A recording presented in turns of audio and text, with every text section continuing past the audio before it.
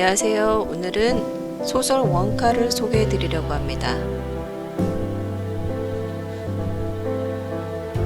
이 소설은 아시겠지만 찰리와 초콜릿 공장의 윌리 원카 이야기인데요. 초콜릿 공장의 주인이 되기 전의 이야기입니다. 세상에서 가장 맛있는 초콜릿을 만들 수 있는 비법은 과연 무엇인지, 어떻게 시작하게 됐는지, 그리고 자신의 꿈을 이루기 위한 그의 여정을 담은 이야기인데요. 처음 프롤로그만 같이 한번 읽어보도록 하겠습니다.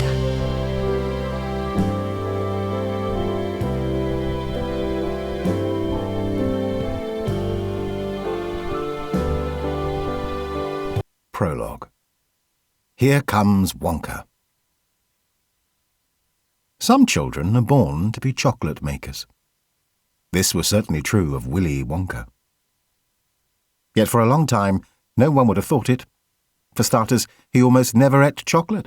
In fact, he ate only one bar a year. One day, he would grow up to live in the world's biggest and most brilliant chocolate factory. But as a young boy, Willy Wonka lived on the world's smallest boat. It was an old narrowboat, with a tiller painted in multicoloured stripes and a cosy cabin with hand-sewn curtains. Inside, there was just a single bed with a soft knitted blanket where Willy slept, an armchair where his mother slept, a stove and a kitchen filled with broken cupboards and a worm-eaten dining table. The woodworms ate more at that table than the Wonkas ever did. Everything about the beginning of this story is small. The small boy, the small quantity of chocolate, the small boat, and the small family who lived aboard it.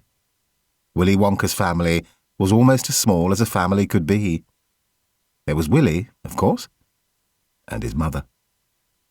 They moored their small boat on a quiet stretch of the river, and as not many people from town ventured there, they often had the lush riverbank all to themselves.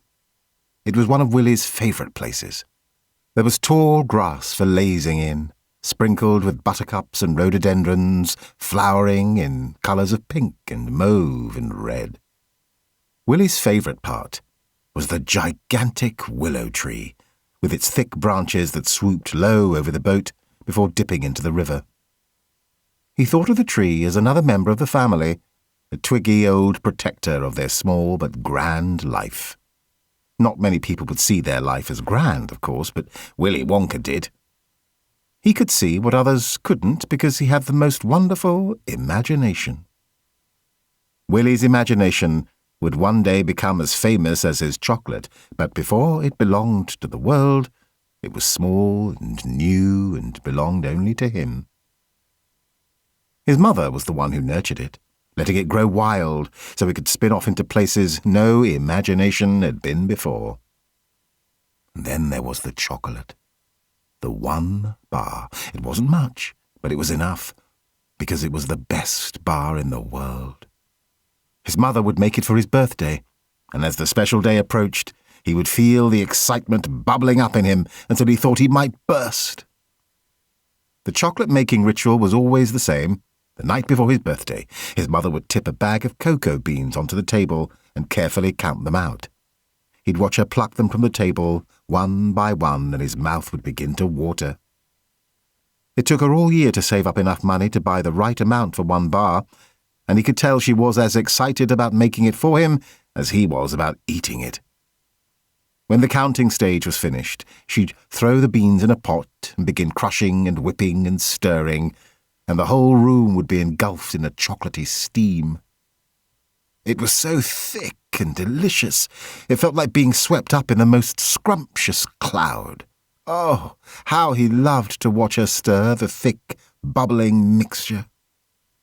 As his mother made magic, Willy took long, deep sniffs of the rich, heavy smell, and knew there would be no adventure in the world that he loved more than watching his mama make chocolate.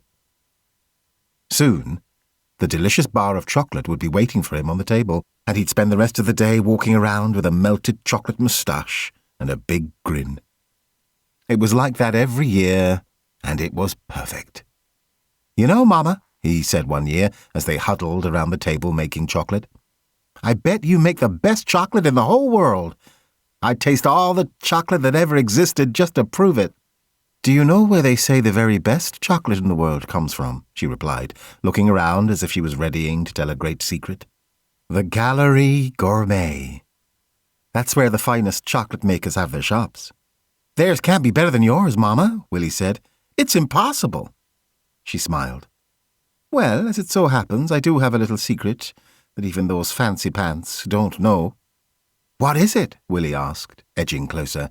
He wanted to know the secret more than he'd ever wanted to know anything in his whole life. I'll tell you one day, she said. Now, while the chocolate sets, would you like to open your present? We should go, Mama, he cried suddenly, making her jump. Where's that, then? To the Gallery Gourmet, he said, practically bouncing on the spot. We could start a shop. She raised a curious eyebrow. What? Us? Yes, with our name above the door and everything. Wonka. Everyone in the world will want our chocolate. Think how happy we could make people. His mother brushed some chocolate dust from her apron and smiled. Oh, I can see it now. A fine shop, tables piled high with chocolate. Willie's eyes grew wide as the place materialized in his mind. And the tables would be made of chocolate. The whole shop would be made of chocolate. His mother beamed. What a wonderful dream, Willie. He slumped. Is that all it is? Just a dream? Hey now, she said. Every good thing in this world started with a dream. So you hold on to yours. And when you do share your chocolate with the world, I'll be right there beside you. You promise? He whispered. I pinky promise, she said with a smile. And that's the most solemn vow there is. Then she took a piece of paper, which she'd set aside to wrap the chocolate, and wrote Wonka across it, adding a swish and a swirl to the W, and carefully colouring it in. Once she'd finished, she handed Willie something wrapped in old newspaper. Your present, she said. The magician in town was selling it. Did me a good deal. Willie beamed and began ripping the package open, his fingers working fast to tear the inky paper. Inside, he found a new coat. He pulled it on. His hands barely went past the elbows. You'll grow into it, his mother said. One day you will. And, oh, the adventures you'll have in it. The coat came with a tall hat. Slowly he placed it on his head and rose to his feet. His mother handed him his chocolate, small and still warm, and he cradled it in his hands like the most precious prize. Mustn't forget the most delicious bit, she said with a wink. He beamed at her, and then he slipped the bar into his pocket. There he was, Willy Wonka, in his plum-coloured tailcoat and fine top hat.